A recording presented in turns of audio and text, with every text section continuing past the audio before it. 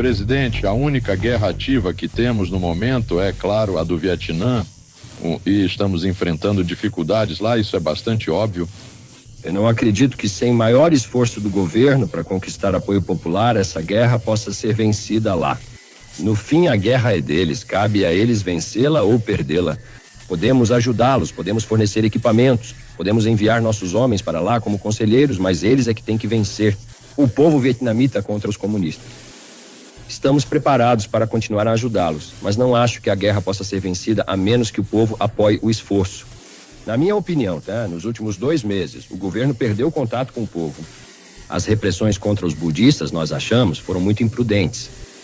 Agora só podemos deixar claro que não achamos esse o caminho para vencer. Espero que isso se torne cada vez mais óbvio para o governo, que eles tomem medidas para tentar reconquistar o apoio popular para essa luta tão essencial. Bem, não foi tudo o que veio de Saigon uma indicação de que o presidente Diem não tem intenção nenhuma de mudar seu padrão? Se ele não mudar, claro, essa é a decisão dele. Ele está lá há 10 anos. Como disse, ele carrega esse fardo, pois já foi mencionado várias vezes. Nosso julgamento é que ele não pode ter sucesso assim. Esperamos que ele perceba isso. Mas, em última análise, são o povo e o próprio governo que tem que vencer ou perder essa luta. Tudo o que podemos fazer é ajudar. E estamos deixando isso muito claro, mas não concordo com aqueles que dizem que devemos nos retirar. Isso seria um grande erro. Executar um programa intensificado de assédio, desvio, pressão política, captura de prisioneiros, destruição física, obtenção de inteligência, geração de propaganda e desvio de recursos contra a República Democrática do Vietnã. Operações secretas pelas forças MACV-SALT são conduzidas em várias campanhas importantes na Guerra do Vietnã, incluindo o incidente do Golfo de Tonkin, impulsionando ainda mais o envolvimento militar dos Estados Unidos na guerra e a ofensiva do Tet. Enquanto o MACV-SALT será a unidade que muitos condecorados com a Medalha de Honra chamarão de sua, a natureza clandestina e frequentemente classificada das operações dificultava a concessão dessas honrarias.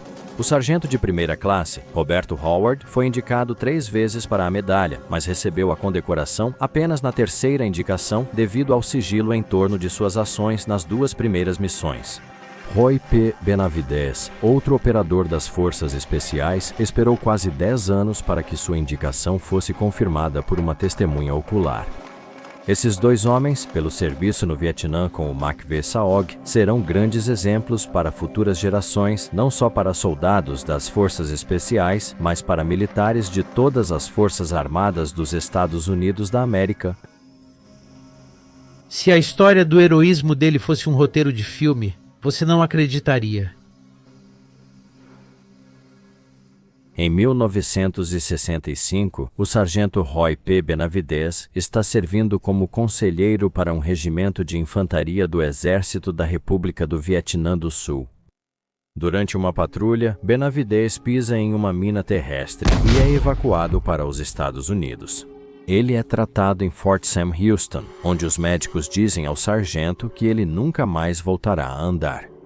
Nascido em Cairo, Texas, em 1935, filho de um fazendeiro mexicano e de sua esposa, uma índia Yaqui, Benavidez perde ambos os pais ainda jovem.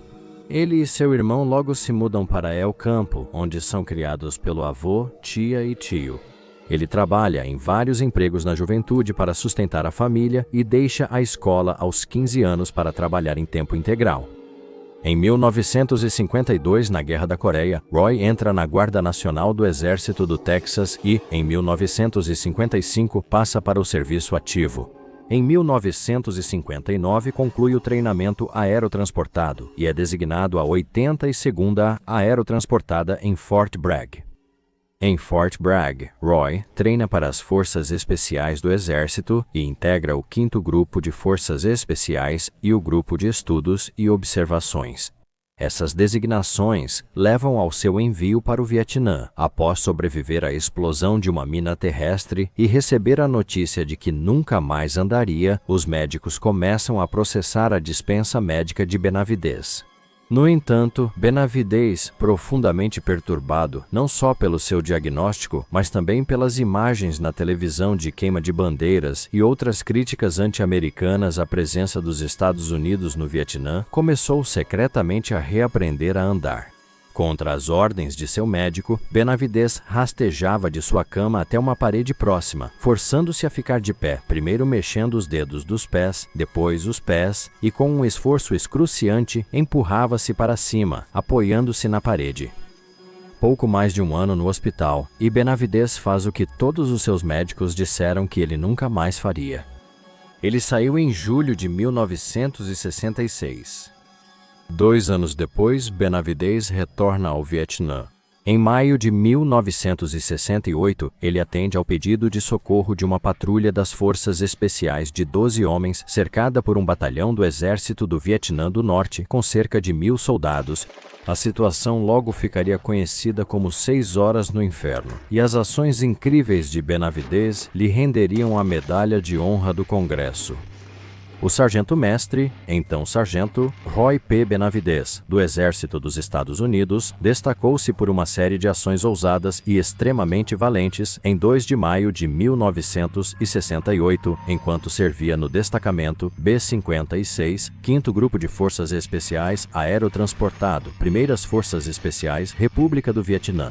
Na manhã de 2 de maio de 1968, uma equipe de reconhecimento das Forças Especiais com 12 homens foi inserida por helicópteros da 240ª Companhia de Assalto em uma selva densa a oeste de Loc Ninh, Vietnã, para coletar informações sobre uma grande atividade inimiga confirmada.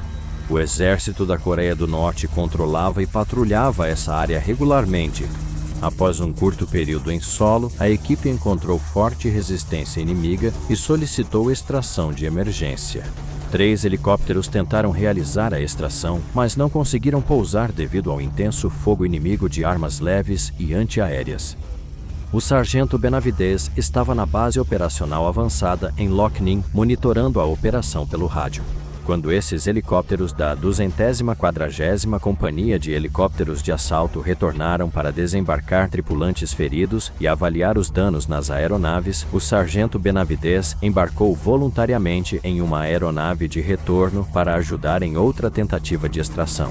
Percebendo que todos os membros da equipe estavam mortos ou feridos e incapazes de se mover até a zona de resgate, ele direcionou a aeronave para uma clareira próxima, onde saltou do helicóptero pairando e correu aproximadamente 75 metros sob intenso fogo de armas leves, até a equipe debilitada. Antes de chegar à equipe, ele foi ferido na perna direita, rosto e cabeça. Apesar desses ferimentos dolorosos, ele assumiu o comando, reposicionando os membros da equipe e direcionando o fogo deles para facilitar o pouso de uma aeronave de extração e o embarque dos membros feridos e mortos da equipe. Depois, lançou granadas de fumaça para guiar a aeronave até a equipe. Mesmo gravemente ferido e sob intenso fogo inimigo, ele carregou metade dos membros feridos da equipe até a aeronave que aguardava. Depois, ele cobriu a aeronave enquanto ela avançava para resgatar o restante da equipe. À medida que o fogo inimigo se intensificava, ele correu para recuperar o corpo e os documentos confidenciais do líder da equipe morto. Quando chegou ao corpo do líder, o sargento Benavidez foi gravemente ferido por tiros de armas leves no abdômen e por estilhaços de granada nas costas. Quase ao mesmo tempo, o piloto da aeronave foi mortalmente ferido e seu helicóptero caiu.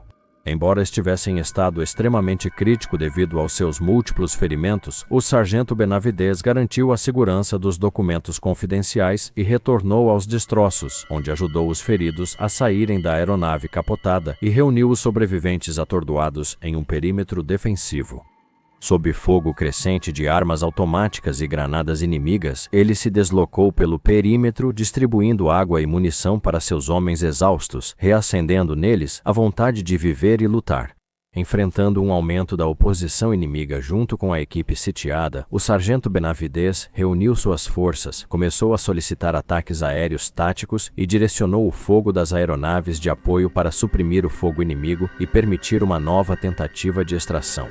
Ele foi ferido novamente na coxa por tiros de armas leves enquanto prestava primeiros socorros a um membro ferido da equipe, pouco antes de outro helicóptero de extração conseguir pousar. Seu espírito indomável o manteve em pé enquanto ele começou a transportar seus companheiros para a aeronave. Em sua segunda viagem com os feridos, ele foi golpeado por trás por um soldado inimigo. No combate corpo a corpo, ele foi ferido na cabeça e braços antes de matar o adversário. Ele então continuou, sob fogo devastador, a carregar os feridos até o helicóptero. Ao chegar à aeronave, ele avistou e matou 2 soldados inimigos que estavam avançando em direção à aeronave por um ângulo que impedia o artilheiro da porta de atirar neles. Com pouca força restante, ele fez uma última viagem até o perímetro para garantir que todo o material confidencial tivesse sido recolhido ou destruído e para trazer os feridos restantes. Só então, em estado extremamente grave devido a inúmeros ferimentos e a perda de sangue, ele permitiu que o puxassem para dentro da aeronave de extração. O sargento Benavidez escolheu corajosamente se juntar voluntariamente aos companheiros em situação crítica, enfrentando fogo inimigo intenso e recusando-se a parar, mesmo com graves ferimentos, salvando pelo menos 8 vidas. Sua liderança pessoal destemida, dedicação tenaz ao dever e ações extremamente valorosas diante de probabilidades esmagadoras estavam de acordo com as mais altas tradições do serviço militar e refletem o máximo de crédito para ele e para o Exército dos Estados Unidos. Benavidez manteve sua dedicação ao país e aos colegas de farda mesmo após a aposentadoria. No fim dos anos 1970, Benavidez incentiva jovens nos Estados Unidos da América a ficarem na escola e concluírem os estudos. Sua mensagem era, em essência, que a educação é a chave para o sucesso. Maus hábitos e más companhias vão acabar com você. Quando a administração da Previdência Social começou a planejar o corte dos benefícios por invalidez dele e de milhares de outros veteranos, em 1983, Benavidez viajou pessoalmente até o Capitólio, onde convenceu o Comitê Seleto da Câmara sobre Envelhecimento a descartar esses planos. Benavidez segue palestrando para grupos no mundo todo, incluindo militares, escolas e empresas, e escreveu 3 livros sobre suas experiências nas Forças Armadas, principalmente no Vietnã. Por seu serviço excepcional às Forças Especiais e ao seu país, o Sargento Mestre Benavidez é condecorado com 17 prêmios, incluindo a Medalha de Honra, o Coração Púrpura e, é claro, o distintivo das Forças Especiais. A Guerra do Vietnã permite que muitos americanos, especialmente operativos das Forças Especiais, provem sua lealdade ao país e aos companheiros de farda. Na época de sua morte, em 2009, o coronel Robert L. Howard era o mais condecorado dos recipientes vivos da Medalha de Honra. Howard ingressa no Exército em 1956 em Montgomery, Alabama. Durante a Guerra do Vietnã, Howard atua como sargento-chefe no altamente secreto Grupo de Estudos e Operações do Comando de Assistência Militar do Vietnã. Ações secretas no Camboja levam Howard a ser indicado 3 vezes a Medalha de Honra em pouco mais de um ano e conquistar um dos 8 corações púrpura durante uma missão de resgate de um soldado americano desaparecido. Durante essa missão, em dezembro de 1968 e sob fogo inimigo, Howard fica sabendo, via rádio bidirecional, que foi condecorado com a Medalha de Honra do Congresso por ações realizadas no mês anterior por serviços conforme estabelecido na seguinte citação: por bravura e intrepidez notáveis em ação, arriscando sua vida além do dever. Primeiro, o tenente Howard, então sargento de primeira classe, destacou-se enquanto servia como sargento de pelotão de um pelotão americano-vietnamita que estava em uma missão para resgatar um soldado americano desaparecido em território controlado pelo inimigo na República do Vietnã. O pelotão havia deixado sua zona de pouso de helicóptero e estava avançando em sua missão quando foi atacado por uma força estimada em 2 companhias. Durante o confronto inicial, o primeiro-tenente Howard foi ferido e sua arma destruída por uma explosão de granada. O primeiro-tenente Howard percebeu que seu comandante de pelotão estava gravemente ferido e exposto ao fogo inimigo. Embora incapaz de andar e sem arma, o primeiro-tenente Howard rastejou sem hesitar por uma chuva de tiros para resgatar seu comandante ferido.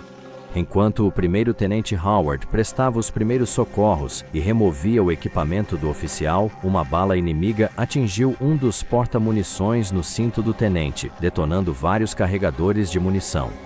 O primeiro-tenente Howard se abrigou por um instante e, ao perceber a necessidade de retornar ao pelotão desorganizado pelo ataque inimigo, voltou a arrastar o oficial gravemente ferido para a área do pelotão.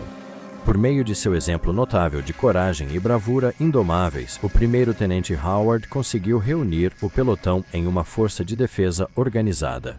Ignorando sua própria segurança, o primeiro-tenente Howard rastejou entre posições, prestou socorro aos feridos, encorajou os defensores e direcionou o fogo contra o inimigo que os cercava. Durante 3 horas e meia, a pequena força do primeiro-tenente Howard e as aeronaves de apoio repeliram com sucesso os ataques inimigos e finalmente conseguiram controlar a situação o suficiente para permitir o pouso dos helicópteros de resgate. O primeiro-tenente Howard supervisionou o embarque de seus homens e só deixou a zona de pouso sob fogo após garantir que todos estavam a bordo. A coragem do primeiro-tenente Howard em ação e sua total dedicação ao bem-estar de seus homens, mesmo arriscando a própria vida, estão de acordo com as mais altas tradições do serviço militar e refletem grande mérito para ele, sua unidade e o Exército dos Estados Unidos. Howard recebeu mais de 30 condecorações dos Estados Unidos, além de várias honrarias estrangeiras, incluindo 8 corações púrpura, 4 estrelas de bronze, 3 medalhas de serviço meritório e 7 medalhas de elogio do Exército.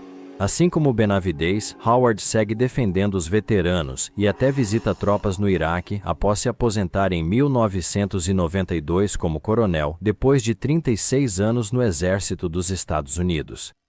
Além disso, assim como Benavidez, as ações exemplares de Howard provaram que, para servir nas Forças Especiais dos Estados Unidos, um soldado deve se destacar por sua coragem e dedicação. Essas qualidades são realmente raras e nunca são resultado de produção em massa. Ao entrar em West Point, alguns americanos ainda acreditavam que a Guerra do Vietnã poderia ter um fim honroso. Quando me formei, o Vietnã do Sul não existia mais. Como cadetes, assistimos a guerra vacilar e implodir, e o significado histórico não passou despercebido por nós. Apesar dos esforços, os Estados Unidos da América encerram sua participação militar em agosto de 1973 e o Exército do Vietnã do Norte toma Saigon em abril de 1975. O Vietnã do Norte e o Vietnã do Sul são reunificados sob o regime comunista. Muitos jornalistas opinarão mais tarde que os Estados Unidos, apesar de toda a sua preparação e superioridade militar, subestimaram os adversários que enfrentaram no Exército do Vietnã do Norte e no Vietcong. Enquanto os Estados Unidos ostentam vantagens técnicas, como unidades de forças especiais bem treinadas e equipadas, os norte-vietnamitas nunca perdem sua vantagem política. Não importa quantos norte-vietnamitas caiam, parece haver um suprimento inesgotável de soldados para tomar seus lugares, dispostos a morrer por seus líderes comunistas. Assim como a doutrinação comunista dificultou os esforços dos aliados contra os norte-vietnamitas e o Vietcong, por meio de operações como o Programa de Aldeias Estratégicas, o domínio dos líderes comunistas parece apenas se fortalecer ao longo do conflito. Infelizmente, críticos da guerra em todo o mundo viam o fracasso das ações no Vietnã como prejudicial à reputação dos Estados Unidos. Até mesmo Osama Bin Laden, líder da Al-Qaeda e mentor por trás dos ataques de 11 de setembro de 2001 ao World Trade Center e ao Pentágono, acredita que o conflito do Vietnã e o envolvimento dos Estados Unidos apontam para a corrupção no governo americano. Na Guerra do Vietnã, os líderes da Casa Branca afirmavam na época que era uma guerra necessária e crucial. E quando Kennedy assumiu a presidência e se desviou da linha geral de política traçada para a Casa Branca, e quis parar essa guerra injusta, o que irritou os donos das grandes corporações que estavam se beneficiando com a sua continuação. E assim Kennedy foi morto e a guerra continuou depois disso por aproximadamente uma década. Mas depois que perceberam que era uma guerra injusta e desnecessária, cometeram um de seus maiores erros ao não responsabilizar ou punir quem a iniciou, nem mesmo os assassinos mais violentos. Em vez de recuar diante da ameaça terrorista, no entanto, as forças especiais dos Estados Unidos continuaram a evoluir e se adaptar a novas armas e ataques. A Sea, Air and Land TEAM-6, a unidade militar de elite responsável por assassinar Osama Bin Laden, havia sido anteriormente orientada e treinada pelo veterano do Vietnã, Carlos Hathcock. Embora os Estados Unidos tenham efetivamente fracassado em seus esforços para libertar o Vietnã do Sul do domínio comunista, o conflito acabou se tornando um campo de amadurecimento para unidades de forças especiais de todos os tipos. Após a guerra, as forças especiais tornaram-se parte permanente de cada ramo das Forças Armadas dos Estados Unidos. O Corpo de Fuzileiros Navais manteve sua tradição de atiradores de elite, graças, em parte, à Escola de Atiradores de Elite, cofundada por Carlos Hathcock, e ao uso de tropas de reconhecimento e operações secretas. Embora muitas incertezas tenham surgido para os Estados Unidos após a Guerra do Vietnã, tanto no fronte doméstico quanto em operações contínuas ao redor do mundo, uma coisa é certa: a unidade de forças especiais veio para ficar. E as qualidades únicas que esses soldados possuem e as habilidades que empregam continuarão servindo muito bem aos Estados Unidos até o final do século XX e seguem protegendo os interesses e o bem-estar dos Estados Unidos e de seus aliados até hoje. À medida que as forças especiais se tornam comuns nas Forças Armadas dos Estados Unidos, suas táticas, estratégias e métodos de guerra continuam a evoluir, a cada avanço tecnológico e com cada comandante, oficial e soldado das Forças Especiais pensando fora da caixa. As unidades ainda exemplificam aquela terceira verdade: nenhuma força de operações especiais pode ser produzida em massa. Enquanto o cenário sociopolítico ao redor do mundo começa a mudar e novas ameaças e inimigos surgem, as forças de operações especiais dos Estados Unidos se colocam contra todos os beligerantes que ameaçam a segurança e o modo de vida das pessoas, prontas para defender por meio de guerra convencional ou, mais provavelmente, não convencional. Obrigada por assistir. Para apoiar mais conteúdos históricos, curta, comente e compartilhe este vídeo com outros apaixonados por história. E não se esqueça de se inscrever para manter a história viva.